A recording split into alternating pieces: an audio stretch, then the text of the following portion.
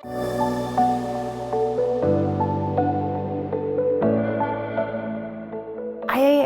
chose UCM because I grew up in St. Louis. I looked at a lot of schools, but meeting the faculty at UCM and touring the campus and seeing the theater really solidified that choice for me. I'll never forget when I went to do my audition to get into the theater program. Getting on that stage, on the Highlander stage for that first time and doing that audition, I was like, yeah, this is it, I want to go here. It wasn't really a scary decision for me, and it's probably because I thought I was going to just kind of dip my toes in it and not really stick around. But once I was here, I felt like I needed to stick around. The faculty, they had more of a warm style of teaching, and they just had a way of pushing us to, see things in ways we weren't seeing them, and then put that on the paper. I have received a wonderful education here. The teachers care so much about their students wanting to succeed in this area, and it's just delightful to see people who care so much not only about education, but about music and wanting to pass it on to the next generation.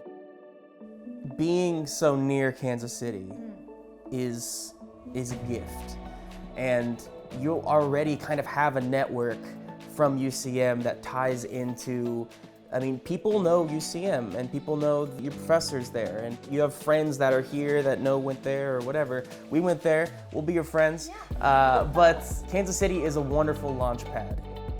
We got to go do a tour together with Creed Repertory Theater. We went out to schools all over the Southwest. We saw like 20,000 students or something really huge. Seeing these kids in these underserved communities, they had no idea what theater was. Like we had kids coming up to us afterwards saying like, I loved your movie.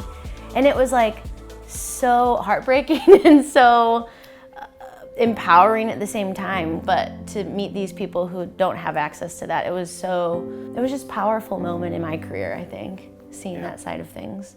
Actually being the person who has to teach 8 hours a day, 7 classes a day, it's slightly scary. But the minute you get up there, you start to feel comfortable with yourself and your group, and it just melded into a routine. It's a part of me now, and I really enjoy it.